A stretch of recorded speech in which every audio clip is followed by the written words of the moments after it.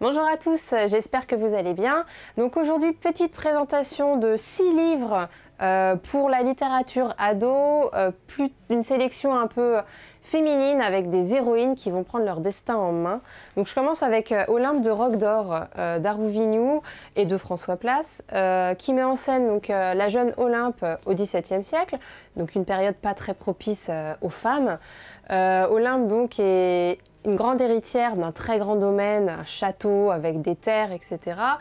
Et son tuteur décide de la marier, contre son gré évidemment, avec son propre fils. Olympe, qui n'est pas du tout d'accord avec ça, décide de s'enfuir et de récupérer son domaine par ses propres moyens.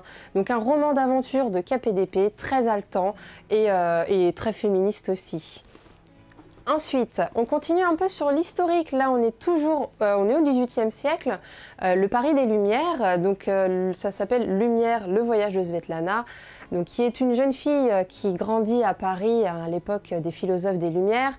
Malheureusement, sa mère adoptive va décéder et elle va lui dévoiler un secret. Donc, le secret, en fait, c'est que la mère de Svetlana, sa mère naturelle, vit en Russie, qu'elle est toujours en vie et elle lui conseille de la retrouver à tout prix. Donc c'est ce que Svetlana va faire. Elle va entreprendre un grand voyage jusqu'en Russie. Elle va rencontrer beaucoup de gens lors de son périple.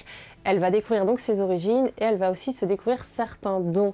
Donc on plonge un peu dans l'histoire de l'Europe de l'époque. On plonge aussi dans la mythologie slave. Il y a une petite dimension un peu fantastique. Et on va arriver jusqu'à la grande tsarine, etc. Donc un très bon livre aussi, beaucoup sur la tolérance également, et j'ai beaucoup aimé. Alors, là, c'est pas vraiment une nouveauté, mais c'est une nouvelle édition. C'est une magnifique édition grimoire de Sorcery of Thorn avec, on dirait vraiment un grimoire, c'est très bien réussi. Donc, c'est un roman fantastique dans l'ambiance du 19e siècle. Donc, on a une jeune héroïne qui a grandi dans une bibliothèque. Donc les bibliothèques et les livres ont une place très importante dans cette histoire parce qu'elles sont magiques. Les livres ont leur vie propre. Et Svetlana va être prise dans l'engrenage d'un complot qui la dépasse complètement, une affaire qui est vieille de plusieurs siècles. Et à cause d'un grimoire justement maléfique, à cause de démons qui vont commencer à semer le chaos dans le monde, et elle va essayer de trouver un peu d'aide, pareil, auprès d'un jeune homme assez irascible mais très charmant, et d'un ami à lui, un personnage assez énigmatique et très intéressant aussi. Donc si vous n'avez jamais découvert cette série, lancez-vous parce que l'édition est très belle et c'est une très bonne aventure. Alors après c'est pour les plus jeunes, donc La Maison Chapelier, une couverture très colorée qui brille, moi j'ai adoré. Donc là c'est pareil, un petit peu de magie dans un contexte historique, donc on est à Londres.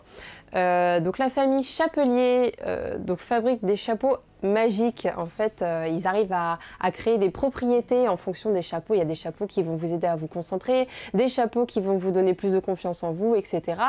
Et ils ont reçu une très grande commande de la part du roi.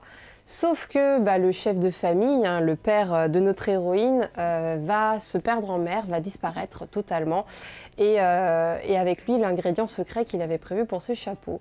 Sauf que donc sa fille ne va pas du tout croire en sa disparition et va entamer donc une grande aventure pour essayer de le retrouver. Et comme par hasard, en même temps, le roi commence à devenir fou et la guerre entre l'Angleterre et la France menace. Donc beaucoup d'intrigues aussi, beaucoup de mystères et une aventure très intéressante. Alors ensuite, un livre très original, donc c'est L'Arpenteuse de rêve, qui va être difficile à résumer rapidement. Un univers fantastique, très imaginatif, on est dans un royaume avec énormément d'inégalités. Vous avez une élite très puissante au sommet et tout en bas de l'échelle, vous avez une pauvreté absolument abominable. Et donc on va suivre un groupe de jeunes qui vit dans ces quartiers très pauvres, sales, où règne le crime, etc. Et donc, c'est encore une héroïne évidemment, c'est le thème du jour. Donc elle a un secret, elle a un pouvoir qu'elle essaye de cacher, donc elle peut rentrer dans les rêves des gens, les influencer et surtout ramener des objets de ces rêves qui ont une durée assez limitée. Et ce pouvoir qu'elle cache, elle a bien raison de le faire parce qu'il est extrêmement convoité et elle en a déjà fait les frais.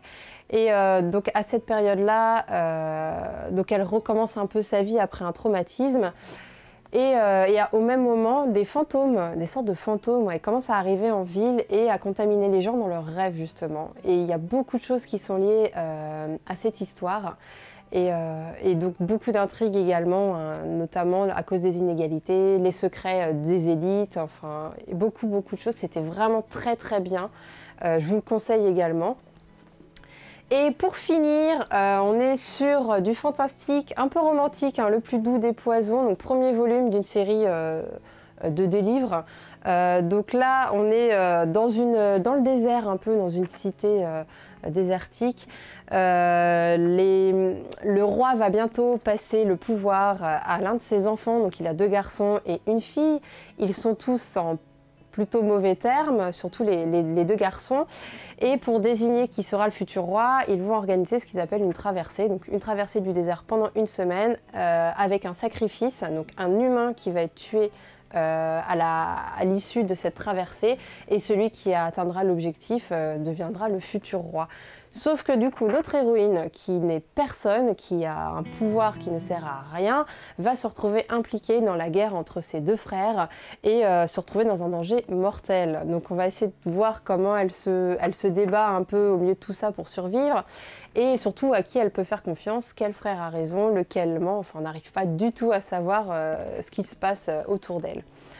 Donc voilà pour cette petite sélection pour des romans adolescents, donc pour filles et garçons évidemment, sur le thème plutôt des femmes. Donc je vous souhaite une bonne soirée et je vous dis à bientôt.